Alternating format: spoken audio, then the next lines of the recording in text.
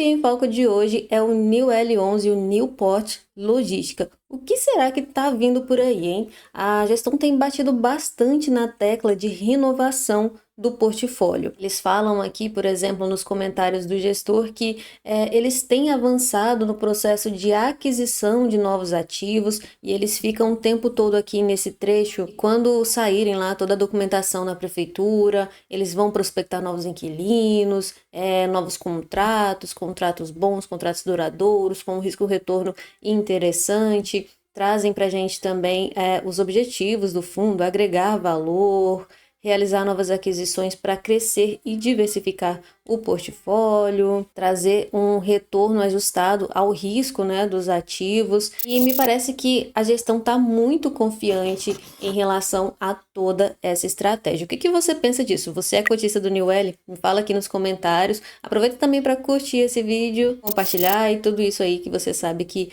me ajuda. Vamos falar então sobre os indicadores do New L, começando aqui pela data de IPO. Ele é um fundo desde 2019 que está sendo negociado na bolsa, então ele já tem um bom histórico, passou por pandemia. A taxa de administração que a Newport cobra é sobre o valor de mercado, isso é bem interessante, e é de 0,95% ao ano, porém eles cobram uma taxa de performance de 20% do que exceder o IPCA mais 5. Eu particularmente não sou muito fã de taxa de performance, mas cada caso é um caso também. Atualmente o valor de mercado deles é de 291,4 milhões de reais. Hoje ele está sendo negociado a R$ 102,32, a mínima do New L, olha só como ele é volátil, 85,56 e a máxima foi de 112,4. E a gente pode ver isso aqui no gráfico, né? Desde 2020, o fundo já chegou até a ter uma valorização de 103,30% nesse período e agora a valorização é de 85,61%.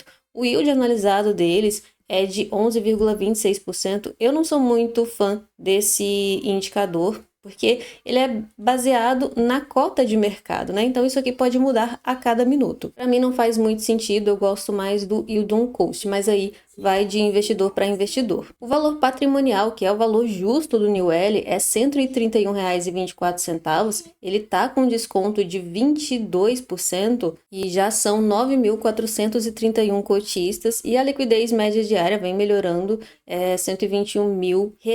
Atualmente são 3 imóveis e eles têm 5 locatários. Já vamos falar sobre o portfólio do fundo. Como eu falei, são 3 imóveis. Um dos problemas do New L, né, é a concentração. Ele tem uma concentração por receita no imóvel de Goiânia, é 66,1%, então ele está bem concentrado, apesar de que não é um monoinquilino, né, tem 3 locatários ali naquele imóvel, mas ainda assim é uma concentração muito alta. Eu acho que um dos riscos que a gente deve analisar bastante assim e entender muito bem é a concentração. Nos outros dois, no Caxias do Sul, ele tem 31,8% e o menorzinho aqui, o de Sorocaba, somente 2%. A parte boa é que são contratos atípicos e esse fundo não tem vacância nem física nem financeira, a gente pode ver aqui zerado. As localizações também não são as mais primes, né? A gente sabe que, tudo bem, galpão logístico e a logística em si a gente tem em todo lugar, mas as regiões mais buscadas e, bom, são Guarulhos, São Paulo, tudo que está no entorno de São Paulo, ali um pouquinho de Minas também, mas mais pela questão de isenção tributária. A maior parte desse portfólio tem o seu aluguel reajustado pelo IGPM, o IGPM é bem mais volátil que o IPCA. Aqui estão os inquilinos, né? Abrinos, Softs, Colt, Ipera e esse aqui que eu nunca sei dizer o nome. Aqui o setor de atuação dos inquilinos, o vault do fundo, né? Que a média do vencimento dos contratos é ainda de 6 anos. A gente vê que 65,8% vai vencer lá em 2031. Então, em relação a isso, o fundo está bem tranquilo. Aqui alguns detalhes do fundo, aqui mais fotos dos imóveis, acesso, né? É bem importante a gente analisar isso aqui, principalmente como são regiões mais secundárias, então tem que saber se tem acesso a grandes rodovias. Nesse caso aqui, eles estão dizendo que é uma localização privilegiada. O de Goiânia, eu já passei perto desse galpão, mas eu sinceramente, na época eu nem investi, então nem prestei bastante atenção, não. Mas a Perimetral realmente é uma via ali que dá acesso a muitas outras lá em Goiânia. Então esses são os três imóveis do fundo e os 5 inquilinos. Vamos falar um pouco então sobre a alavancagem desse fundo. Eles têm um CRI que eles emitiram para poder pagar o New Log de Goiânia. Aqui eles trazem para a gente o valor nominal de 168. Eu gosto sempre de olhar no informe mensal, mas vamos ver aqui alguns detalhes primeiro. É um CRI que foi emitido a IPCA com taxa de 5,6%. Eles estavam com carência de principal e começaram a pagar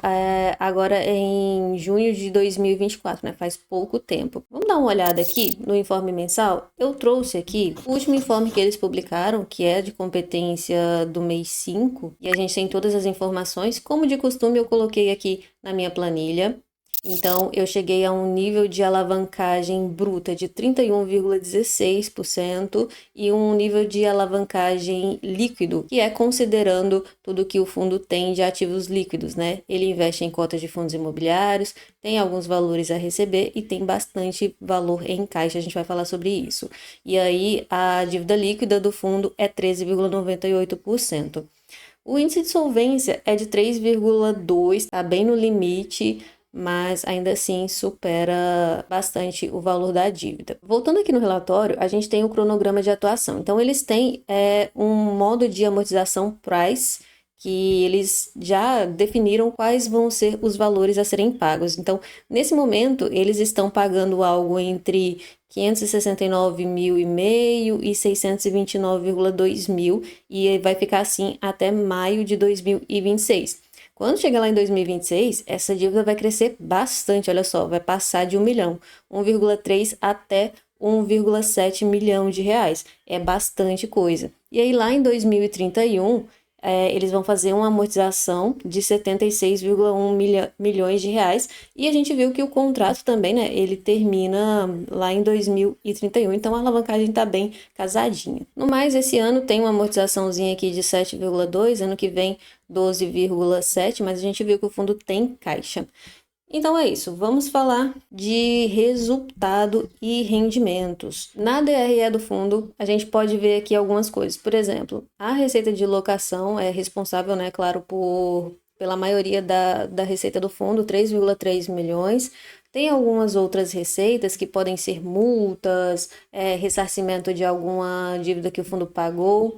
E aqui tem rendimentos de fundos imobiliários, eu olhei lá no informe trimestral e são 2 fundos que eles têm participação, que é o CPTS e o CPLG11. E sobre a receita financeira, justo aqui eles falam pra gente que eles têm um saldo que ainda não foi resgatado, que é o equivalente a 96 centavos por cota. E quando o fundo resgatar, vai vir uma bolada aí, né?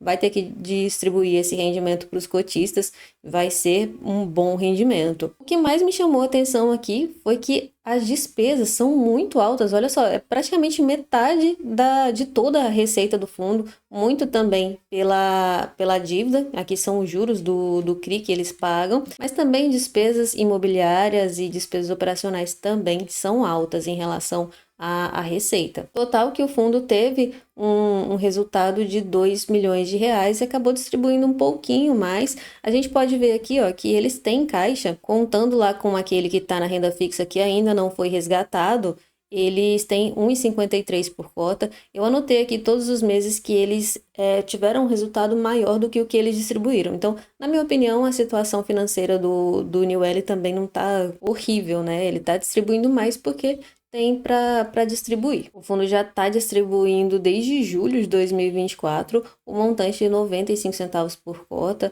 Aqui eles fizeram uma distribuição não recorrente, provavelmente aquele saldo acumulado, e aí para completar os 95% que eles têm que distribuir, eles distribuíram um pouco a mais. Aconteceu também em dezembro, em junho do outro ano. Será que no próximo mês, então, aí os cotistas do Newell vão ter uma boa surpresa? Vai ter algum rendimento não recorrente? Porque em dezembro não teve. Será que eles vão resgatar aquele rendimento que está lá na renda fixa e distribuir aos cotistas no próximo mês? Esse ano eles já distribuíram um acumulado de 4,75 e no ano passado conseguiram distribuir R$ 11,52 por cota. Esse foi o vídeo, mais um vídeo de acompanhamento do New Elo. Eu já tenho alguns outros aqui no canal, um vídeo de análise completa também.